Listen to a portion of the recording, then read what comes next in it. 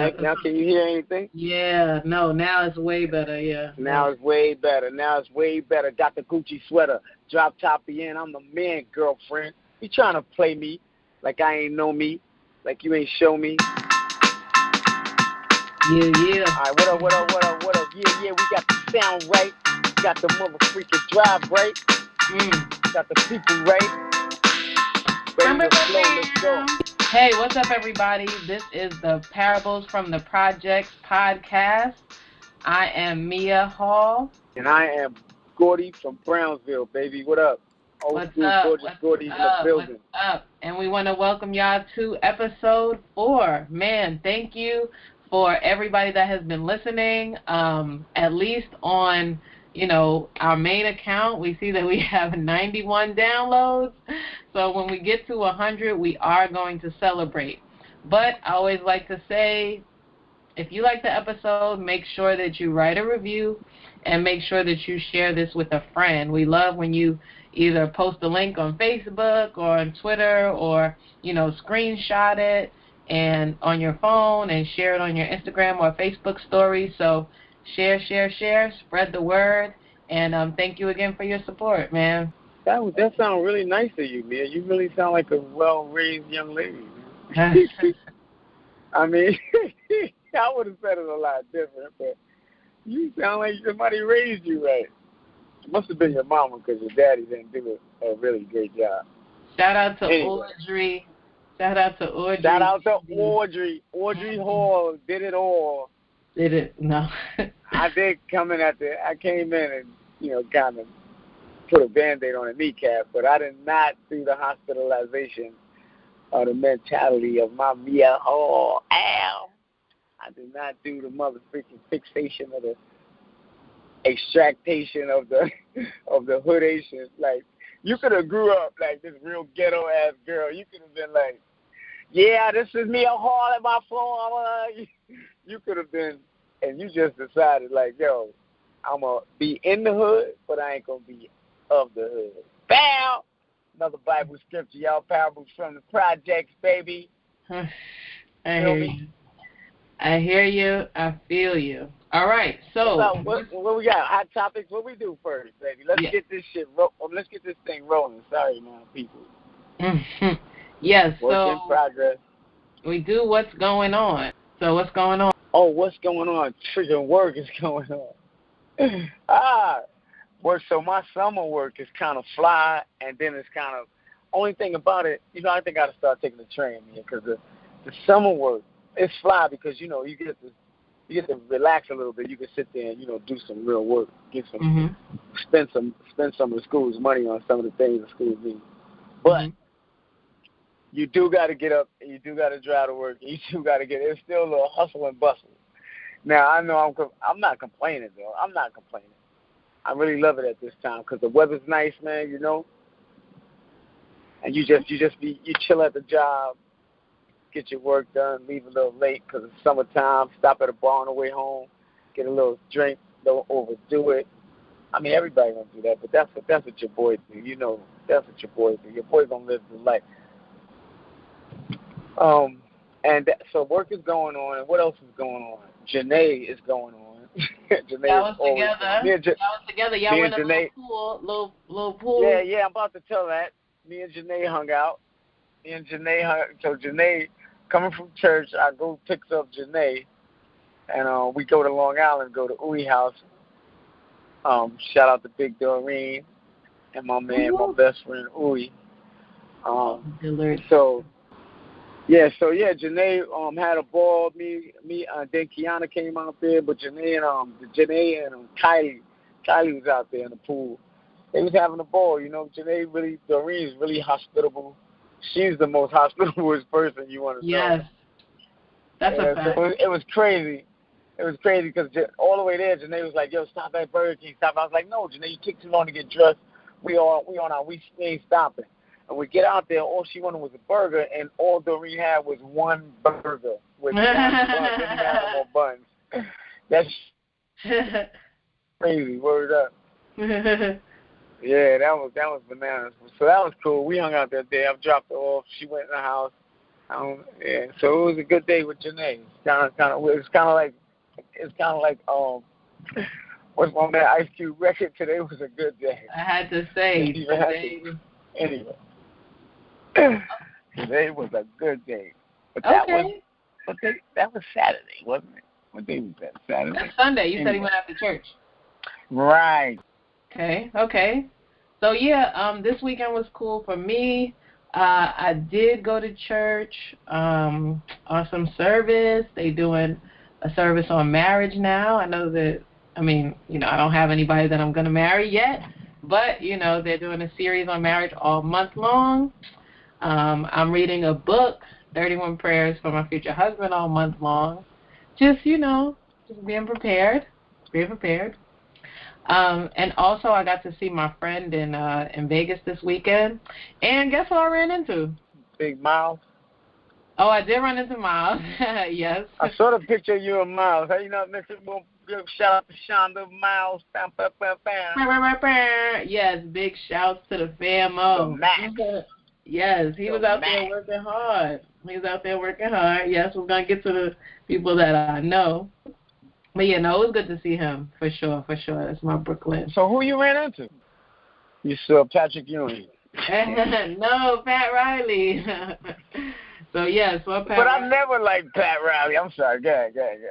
Oh. It was fine. Well, maybe it wasn't that eventful, but either way, got to go to it's cool that you saw him. He was a Knicks coach, so we can't get mad at him.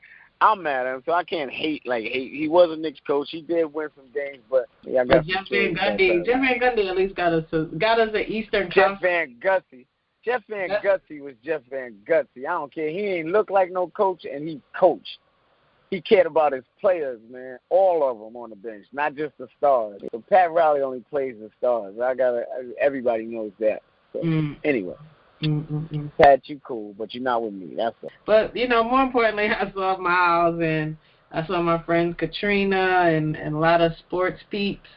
From back in my sports days. So it was cool. And shout out to NBA Summer League. Shout out to Matt, who got me some tickets. So it was fun. It was fun. But yes, now back to the parables that we are presenting from the projects.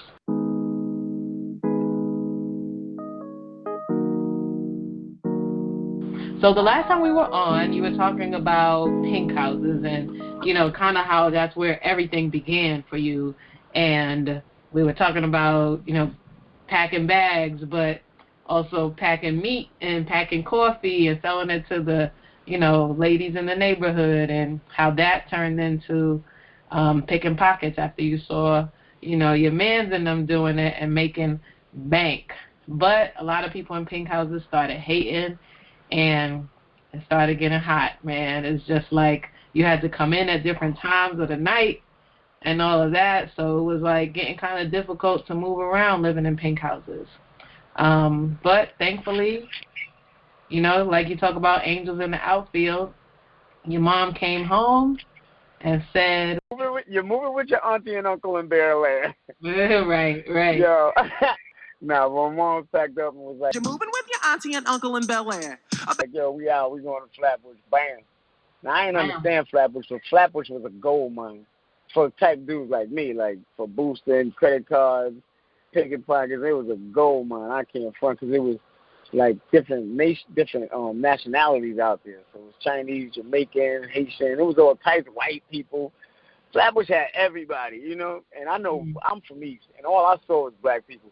I can tell you, I would have argued, I would have bet fucking money that it was more black people than white people until I was 29 or something in my head, And now that we've been somewhere, like, I'm telling y'all, we are nowhere near the majority. So anyway, yeah. And I'm gonna tell you, we're gonna go into Flatbush now, but we're gonna have to bounce back to them pink houses, man, because pink houses was a lot, man. That's a lot of foundation, man. That's a lot of building. 5% powerful, off-ball, the champion. It's a lot. My friends flipping, all types of stuff. So, but anyway, moving to Flatbush, it's just like the people had more money. You know, it seems like you ran into more money right outside your house. Like, we lived on East 98th Street, 21st Street, and all the stores was, like, owned by these Jews. But Jews, I hope they don't come crash the podcast for this, but Jews would let me use a credit card, and I was 15. And the name on the card would be Chin Lu Woo, some shit. Mm-hmm. But I was using credit cards at 15. Yeah, at 16. I was using credit cards. I was getting women's shoes, men's shoes. I was doing all that shit. I had that shit on lock. Okay, now let me what? pause real quick. This is like, I'm gonna edit this part out. But why? I told y'all this was going to be a raw podcast, so I kept it in. But I know that last time, like when I was like coming in and interjecting, you know what I mean? It seems like I'm trying to like cut your story off, but I'm not trying to cut the story off. I'm trying to just like make guide the conversation. Yeah. Trying to guide the story. Right, yeah. but this is the thing about that, right? Here go the thing. We don't know what's gonna catch. So I can see if we had if there was somebody out there. So like, I'm gonna argue. Anytime me and you, this is what we're not gonna stop. But anytime me and you have a difference of opinion about something, we're gonna pull up the facts that support that opinion. You know what I'm saying? So if I don't wanna, it's gonna be so fly. Because let me tell you something. It's gonna play well on the tape, like, because there's a dynamic. You still my daughter, but you this smart, old ghetto. You know, you got just as much, you know, skin as I do. I don't know if I'm explaining that right, but listen. So whenever you say something, you're gonna grab followers. Like whenever you interject, and even if I get mad or even if I change this, if I say, yo, no, I'm gonna still talk about that, you're gonna get followers. You understand what I'm trying to say? So our story and us being on there together is gonna create this father and daughter thing between other fathers and daughters, and we can't always be, oh, kumbaya. You know what I'm saying? Because you imagine fathers and daughters in real life, they don't get along sometimes, especially when girls get older and start wearing little shit. Mm-hmm. So I don't mind the banner, the back and forth sometimes. I think that shit all got to play into the thing. Now, what's going to happen is the story's still going to get out. But say if you don't like something or I don't like something, we can't say nothing. We can't say nothing. Or we can say something, but just be ready for the other ones, you know. To disagree. Facts. Right. Or facts. Or, you know, you build your case. We have an argument on the figures. You stop the show, and we have an argument. What we want is realness. And the real part about me is there's no way there might be in our 20th or 30th episode that, you know, we developed this great format and this great camaraderie, and we developed that thing you're looking for. But right now, we just trying to get the stories out. We're trying to get, like you said, but we don't want to lose the authenticity of it. The authenticity of it is that we are from this place, and like even when I say like oh yeah, you said that, well, it's crazy because you got a best of like 5 different worlds. Like, that's crazy. Like, you grew up without a dad. I mean, you got the 6 without a dad. Then your dad was totally in your life, but never really lived with your dad. So you got this crazy dynamic that other kids have, and who knows how you speak to your dad? You know, I think it's just we just don't stop. I'm gonna tell you, today I was thinking, last night I was thinking about, like, we literally said we gave ourselves an 8-year plan, and it's damn near 16 years later. You hear me? Yeah. Now, it ain't 16 years, but we gave ourselves an 8-year plan, and it's like 15 years later, right? Right. It's more than 10 years later. And we just about did 10 years, a podcast. Yeah. We should have 3 movies, books. So what I'm saying is don't stop. Just fuck it. If we get an hour of me, or whatever we get an hour of or 20 minutes of, that's what we put out there. Fuck that. You know what I'm saying? Yeah. Yo, I live on the first floor, and these niggas play dominoes. Oh, sorry. Come on. Let's get back to it. But they play dominoes in front of my window now. Yeah, they be right there, and they be making all that noise. I'm like, yo, it's cool to see the brothers in the neighborhood together and playing your little dominoes, but my window is right there. Anyway, come on, let's get it. So you understand? So do you got anything to say now? No, I'm kidding. Huh? Am I gonna do what? No, I'm just playing. I'm playing. The joke, Dad. The joke. Rowdies. These are no, but you know what though? That's what they talk about. Like that's the difference. Like like when it's a community or like when it's when you're not trying to be when you're not trying to colonize, basically when you're not trying to be a colonizer, like you'll talk directly to the people. You won't just call the police. Like you'll talk to them and be like, oh, like, hey, can y'all move over here? Or or I don't know how you're gonna handle that, but but you're not gonna call the cops. But that's right. what I read this whole thing about. Right. That. Who would to call? That's innocent. They call the cops, like motherfuckers. Yeah, it's like no, talk to me, like what I mean, like we'll work out an agreement or something like. Call the kid. Then the girl going to the pool, like let's see if they was like, if it was smoking weed, or these niggas is just playing domino. Like I'm not gonna call the fucking cops, right? Yeah. Right. Man. So. Yeah, I think all of this shit needed to be in that shit. Well, I think that's how you create other followers. Like motherfuckers just want to hear a nigga talk some shit. Like you always gonna get the people that want to hear the end of the story. And then remember we left a cliffhanger.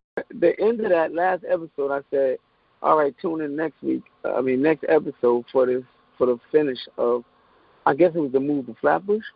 Yeah. Jump in whenever you hear something. You can even tell a story that you remember in your life where it's almost mirroring the story, but just in a more calmer environment. Yeah. So people can really understand that, the Bible, that's everywhere. It's like yeah, I was in the streets, but I was in school going through whatever, or whatever, or you was on the corner, you and my crazy friends, or you can definitely bring up Robin, my girl, Rob. How the fuck you know I'm talking about Robin? Wow, that's exactly what I was talking about. We was both growing up in pink houses. I never knew that. So I thought Robin was from Queens. We both moved to Queens, like 20 minutes away from each other. Get the fuck out of here. I never knew that. How I never knew that? I don't know. Probably because you only met her when she came to Queens for some reason. Right. Yeah. Yeah. She ain't come to none of the trips because, we took pink houses out. Right. She wasn't even down back then. Wow. Right. I came to pink houses. The Lexus Jeep pulled up there first. Yeah. But by the time you had the Lexus Jeep, I think I was back in Brooklyn though. But she was still around. That was my best friend. But that's when you came. Oh, but I was living in Brooklyn. That's what happened. I was living in I moved back to Brooklyn. That's when I moved to Clinton Hill, and she was still in Queens. Because remember we went to Skate Key. Remember when we went up? Yeah, Skate Key. Scary ass place. Hood ass place, man. Oh boy. I was like, I'm never bringing the kids out here again. It was nice skating, but then we went to that party next to the skating ring. That's what she looked and the girls was trying to dance on you. The girl was trying to dance on me, right? Yeah. I was in the car, they danced a little bit. So, but in Flatbush, y'all didn't even live in the projects, right? Look, we talking about Flatbush projects. That's what I'm saying. I never really stayed in Flatbush. That's what I said when I got to. But you stayed in. I said. That was your cliffhanger. I moved to Flatbush, but that's when I lived in Brownsville with Rock and Apple. Right, and that's what you said. Then Darren went to jail. Cerise moved to California. And my mom's moved to California, and I went to a group home, and my mom just moved. So Flatbush never really was like. So we was living out there for a little while, like probably a year or two, but Flatbush never really stuck with us. And even when let's talk about it. Yeah. We went on that time. We had a whole podcast just now. Yeah. So ready, let's start from this point. What are we gonna take two? Yeah. So I was so the Jews so this one I was about to say that I didn't want the Jews to get mad, but y'all was letting me use credit cards when I was 15. Like the Jewish stores that I went to, at least. Yeah, Right, the Jewish stores that I went to, right. They was in there, and I would be like, I'll be politically correct. Yeah, not all Jews. Right. Yes. So look, but so when I hustled, I used to get a lot of credit cards because I was a pickpocket, but I used to use the credit cards actually, but I would go in there and I would get me 10 pairs, not 10 pairs, maybe 5 pairs of shoes. And then I would go to them leather stores on Delancey Street and get me like 2 leather jackets, but I'd give them the card. And they would give me the 2 coats, and they probably would charge up thousands. I never knew how much money you could charge on cards, but back then, you know, I was a kid. I was just, you know, learning the game. Anyway, you see the people now people use credit cards for buy cars and mail them to other countries. Now the scams got so crazy. But anyway, so yeah, Flatbush was a gold mine. That gave me all the hood credit I needed, because now I was living in Flatbush but staying in Brownsville. Like, I never really, you know, hung out on the corners in Flatbush. I just lived there. So I would go to Brownsville, because me and this dude named Webb used to live in Flatbush. So me and him would go to Brownsville. We would come back to Flatbush late, probably 2 o'clock in the morning. But we would go to Brownsville and Bed-Stuy and hang out on the corner of Notion Avenue. Notion and Fulton. Yep, we used to be right on the corner, down the block, kind of. But and now, then it was a zoo. But how did you meet Webb? Because we see, like, Rock you met through, like, his cousin or something like that. I feel like they're two integral parts of your story, and I feel like we need to know, like, their origin. How did you meet them both? You felt that? So should I tell? So whenever I mention another guy, I should stop and say where I met them? No, but or who they was at least. Rock, I feel like, and I don't even know if we should be saying their full names, but I mean, hey, we did it. Yeah, I done said way too many names already. But anyway, shoot. We're here now. I don't know. I be wanting to give dudes shout. I always say that, you know, why, like, you know, like you grew up, like, even, not to say nothing against the big stars, but the big stars grew up somewhere.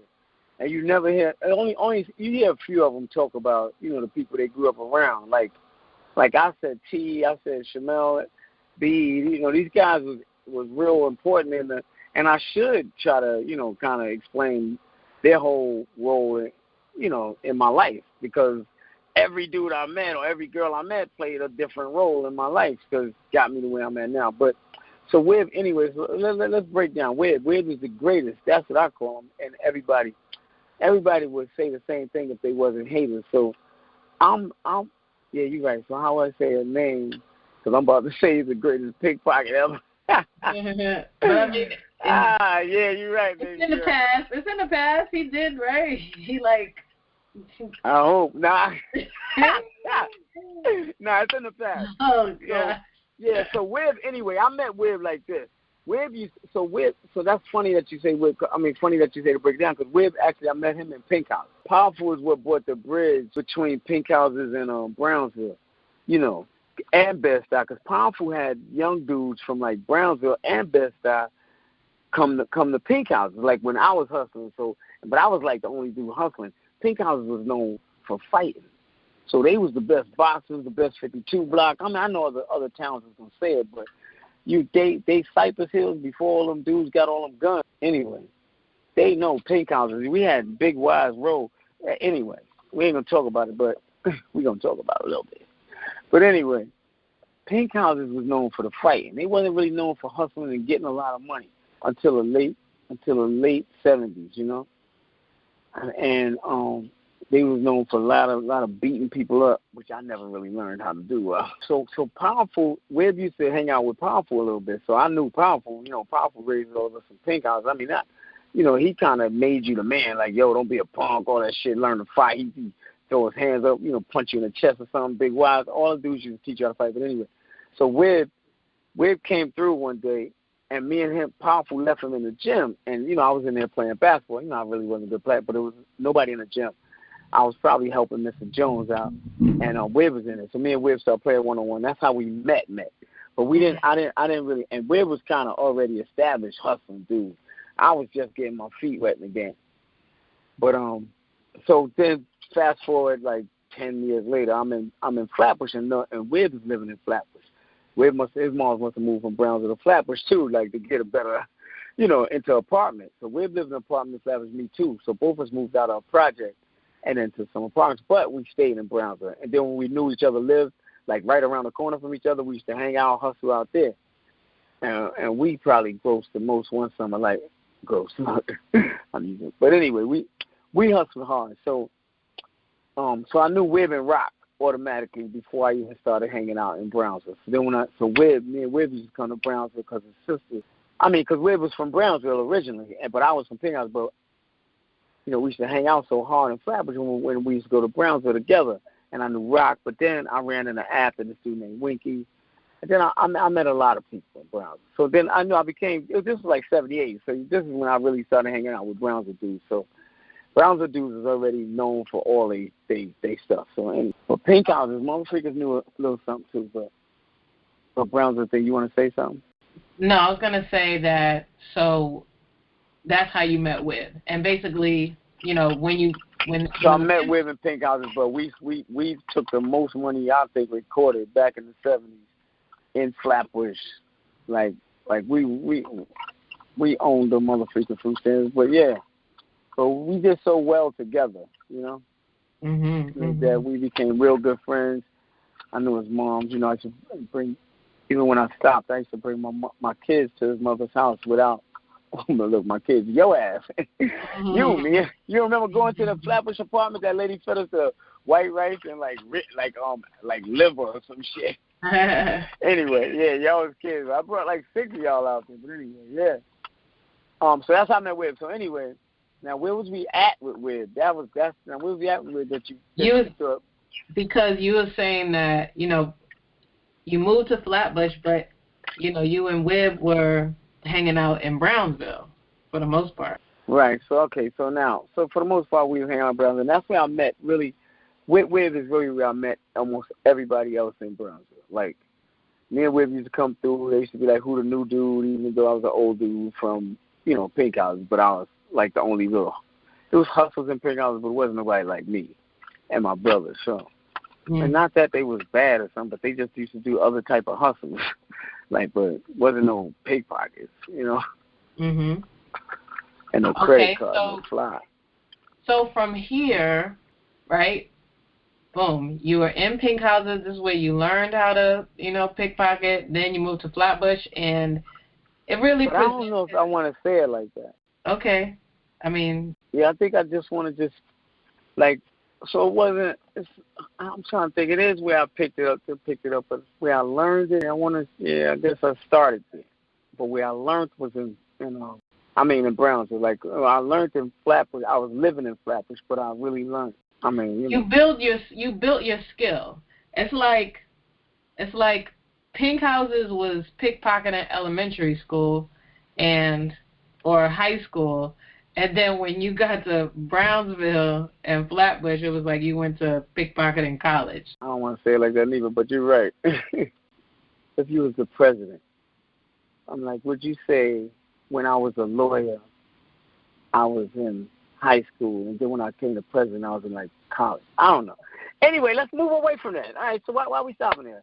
So no, because I wanted we both good pickpockets. Because I want to translate it for people like me that just want to understand it. Like I'm trying to process it myself. You know what I mean? Like if that's not the comparison, then then what is it? What is it more like to you? But this is how I'm processing it, and if I'm not processing it correctly, then you let me know. But if it's comparable, then let me know.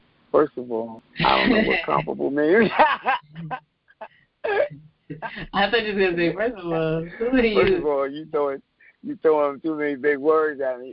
You and your man can get it. Now that's all. Pickpocket in college. So that's going to be the name of this podcast, Pickpocket in College. But so it's kind of deeper. Yeah. All right, so we can use it for a little bit. It would have to be Harvard. Where me and Wib was the Harvard or the upper the Harvard of pickpocketing. That's why I don't want to use schools, because I don't think it takes more than just the know-how. Like, you got to have some type of heart to go in somebody's shit and think they're not going to notice you in their shit. But anyway, and it takes a lot of skill and patience. So it's like, that shit is an art. And I know I'm saying that shit like it's art. And I'm going to tell you something, right? People who pickpocket got to have something in them to stop. Like, it's got to be some type of spiritual awakening. It can't be just like you got busted and stop. You got to start loving people. You feel a consciousness for other people. Why? And like, you got to lose something maybe. Like, you ever lose something, then you know why why some people get so mad at people who rob people? Like yo, so what? It's the government robbing. Like, yeah, but when you, like, if you have, anyway, see, that's why we can't, because there's a lot that'll go into that. So I know what you mean. I know people got to understand on, yeah, picking pockets, like you saying that, like that's a normal, like I'm saying it like it's a normal thing, and people need to understand, like, what the hell you mean you was picking pockets? Is that a real thing? And, like, you got to watch this movie. I'm going to recommend a movie so that you can get a little understanding of picking pockets. Harry in Your Pocket. No, oh, Harry. Yeah. Will Smith. Oh, Will Smith did a new movie. He did a new Harry in Your Pocket, but it was corny. But you got to watch Harry in Your Pocket to understand what me and Wib was doing. Now, you could say some regular pickpockets do, but it's this movie called Harry in Your Pocket. Anyway, it was crazy inspiration for us back in the 70s. but yeah. Anyway, so I meet everybody in Brownsville. So now I'm in it. Now I'm in the streets. Everybody know my name. I go back to pink houses with Brownsville niggas, and this is my thing about how dudes are. So not my closest friends, but a lot of the dudes that was hoping I got robbed that day back in the days when they went and got the dude and said it was his mother, which I knew. Me and that dude became real good friends in Brownsville. I don't even think I had to tell him about the story because it was so long after that, even though he probably knew. I don't know if he knew or not. But I didn't have no animosity about it because I was a kid. And, I should have, went for mine or whatever. But, anyway. But it's about, like, who you think your friends is. Like, all these kids, they join these gangs, and who you think your friends are ain't your friends, dog. I mean, you got to get in a situation to know your friends. Like you got to get in situations to know who your true friends are. So I'm sorry, I don't mean to knock nobody for this is my man, but it could be your man, but when shit hit the fan, like shit gotta hit a fan. Anyway, so yeah, see, cause my friends flipped on me, man. These dudes, and then we had like projects, like Brownsville, Pink House, and Cypress. Linden, everybody had their own crew. So I'm in Flatbush, getting a little name for myself, and I'm going to tell you, the name ain't like it's on TV like rappers now. When I say name for myself, in the hustling circle, there's a small circle compared to the rest of the world. Like we don't even care about the rest of the world. It's like hustlers from each town. We meet on 42nd. Yeah, so we had our own little community. I was famous amongst that community, which I'm not saying, I'm just using famous as the word. I'm not saying I was freaking famous people. So I'm just trying to say, like amongst hustlers at this era in Brooklyn, and it was like this dude named Ziggy from Manhattan, but it was a lot of dudes from Manhattan hustling. And, we all just used to, we would meet like on Delancey Street, on 42nd Street, 34th Street was a big area. Girl hustlers used to be on the corner. It was like It was crazy, but you would get knocked a lot. You get a couple of arrests, and after you get a couple of arrests, you go to jail. You do time. Like I went to spot for like 10 times. That's a juvenile jail. So, but by then I was already in it. You do like a month or two, and then you'll get a probation or something. But then it got you get a lot of arrests. You're gonna wind up doing a lot of time. So I wound up going to a group home, but then I wound up getting sentenced to like a 1 of 3 when I was a kid because I had like 7 open cases, but they wanted to save me, so this lady came and gave me another program, and this man gave me another program because my mom used to be in court all the time. So this dude stepped up to the judge and was like, yeah, I got this new program. I think it was DFY. It was a part of DFY. DFY is probably an old program, but DFY, had another program. I don't know if it was new, but like it was called Urban Group Home 11. So they was helping kids that was due to go to this Gosha place, like a lockup, like Spofford did, like a lockup like Spofford, but Spofford was like a detaining place for anything, and then they would send you to this lockup upstate, Tryon, I think it was Tryon, and not Tryon, I think it was Tryon and this other, anyway. So this guy stepped in and helped me, wanted to help my moms get me into this program. So what they got me into a group home, and they said if I do good in 6 months, I will be able to get out in 6 months instead of doing a year and a half. That is going to be on the next episode because the group home, it was in Huntington, and and not that I just went after white people, but it was the malls out there was white. I went to a white high school, but anyway, we're going to talk about that in the next episode. I hope you enjoy this one. But we got a lot to unpack. And trust and believe, we're going to go back up on some of these stories so you can get a breakdown of who's who and what's what. So I know I can understand where my daughter's trying to come from, because I'm talking like she was with me when we was hustling, but she was not even born. She got to know, and I didn't do it when she met me. So I was a whole different character. I was going to church, and I wasn't even littering on the ground. I used to have the kids in the car. Somebody threw something out the window, they would have to get out the car and go get it. I don't care if it was a little piece of gum or what it was. And if they spit, they would have to step on it so people would look at their neck. Anyway, what I'm saying is that, listen, when she met me, I was a totally different person. So I keep talking like people really understand the game or what was going through kids' mind while they was hustling. But what I'm trying to get is that what we're trying to get to is that it's like a parable, because like you go through some stuff as a kid, but if you get older, you know, you leave that stuff alone and you can live a normal life. Like you don't gotta live by what you grew up on. Whether you had a father, no father, whether you did drugs or no drugs, you know, I did drugs. So yeah, so the stories is gonna get realer and realer every year we get in it. I mean every year, every episode. Just stay tuned for the next episode. Good. Even as a kid, good. Babe. Yeah, even as a kid, you know, you don't have to do it. Or honestly, I mean, like if we're raising kids, you know what I mean? Like, so you did that as a kid, but when you raised your kid, you made sure that she was inspired not to do it, you know? Like, yo, and the funny thing about it, like, I would have probably, if you would have went hustling, I'd have probably been down. I'd have probably been just telling you, yo, you know you're just going to go to jail. But I don't think, at that time, I don't think I would have stopped nobody, because I didn't want, like, ain't nobody stopped me. And if I wouldn't have went through that shit, I don't think I would have been here like this right now. So thank you so much, everybody, for listening to today's edition of Parables from the Projects. We do have a Person of the Week.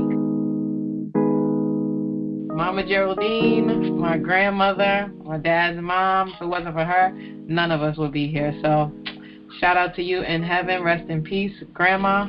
But yes, before we go, I also always want to say, like always, make sure that you subscribe to our podcast, share it with a friend or two, and of course, share it on social media. Take a screenshot.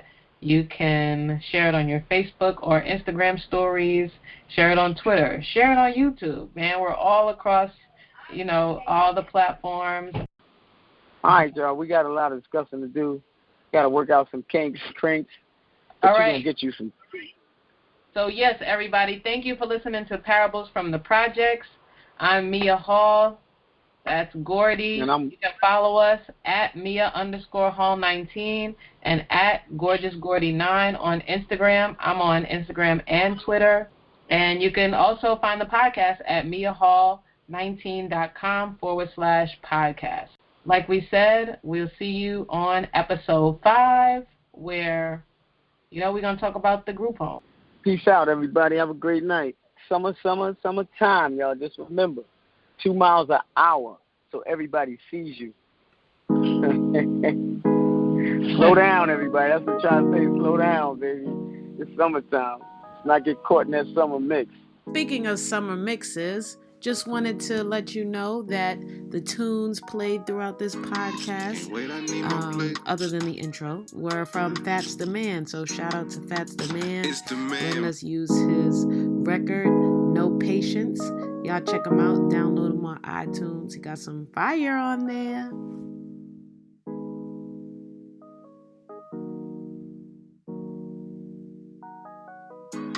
Can't wait, I need my plate.